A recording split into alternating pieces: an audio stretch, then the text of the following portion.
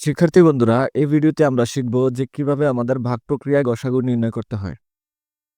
আমাদের এখানে যখনই ভাগ প্রক্রিয়ায় গসাগু নির্ণয় করতে বলা হবে, আমরা সর্বপ্রথমে আমাদের যে ছোট সংখ্যাটি থাকবে সেই ছোট সংখ্যাটি দিয়ে আমাদের বড় সংখ্যাটিকে ভাগ করতে হবে, অথবা যখন একের অধিক সংখ্যা থাকবে তখন নিকটতম যে ছোট সংখ্যাটি থাকবে সেই সংখ্যাটি দিয়ে তার পাশের যে ছোট সংখ্যাটি সেটিকে ভাগ করতে হবে, এবং এইভাবেই ভাগ প্রক্রিয়ায় আমরা গসাগু নির্ণয় করব। তো আমরা যদি এখানে আমাদের ক নম্বরের যে প্রশ্নটি দেওয়া রয়েছে, আমরা দেখতে পাচ্ছি যে এখানে 105 এবং 165 দুইটি সংখ্যা রয়েছে। তো ক নম্বরের সমাধানটি করার জন্য আমরা প্রথমে 105 দিয়ে এই 165কে আমরা ভাগ করব। তা আমরা জানি কি যে 105 দিয়ে তো 165কে যদি দুইবার দিই তাহলে সেটা হয় 210, অর্থাৎ 165 থেকে বেশি হয়। তাই আমরা এখানে লিখব 105। তো এখানে 5 5 0, এখানে হবে 6। তো এখন এই যেই ভাগশেষ থাকবে, এই ভাগশেষ আবার 105কে আমাদের ভাগ দিতে হবে। তো আমরা জানি যে 60কে যদি আমরা এখানে দুইবার দিতে যাই তাহলে 60 দুগুণ হবে কত? 120, অর্থাৎ 105 থেকে বড়।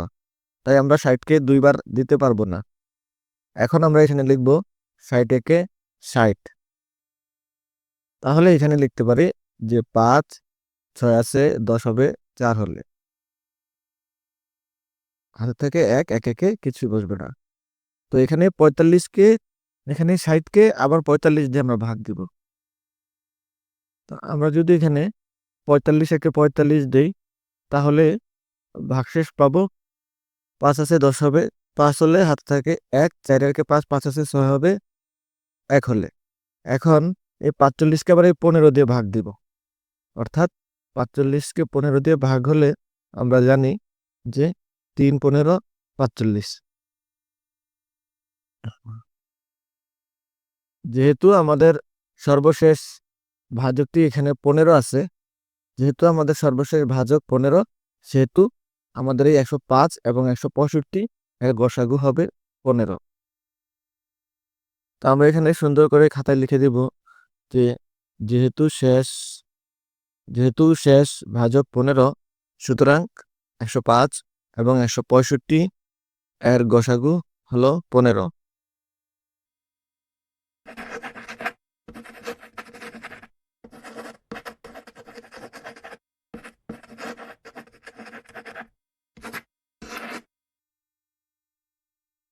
এটাই হবে আমাদের উত্তর।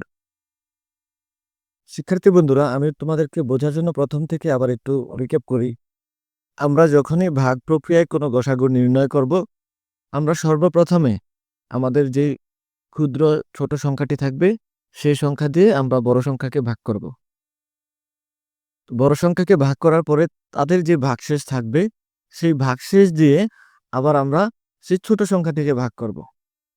তার যে ভাগশেষ থাকবে সেই ভাগশেষ দিয়ে আবার সেই বড় সংখ্যাটিকে, যে আগের যে ভাজকটি সেটিকে ভাগ করব, এবং এদের যে ভাগশেষ থাকবে এই ভাগশেষ দিয়ে আবার আমরা এর আগের ভাজকটিকে ভাগ করব। এইভাবে এই পর্যায়ক্রমে চলতে চলতে যতক্ষণ না আমাদের ভাগশেষ 0 হচ্ছে, সে 0 পর্যন্ত আমাদের যে ভাজকটি থাকবে, অর্থাৎ এখানে আমাদের 0 পর্যন্ত যে ভাজকটি থাকবে সেটি হবে সেই সংখ্যা দুটির গসাগু।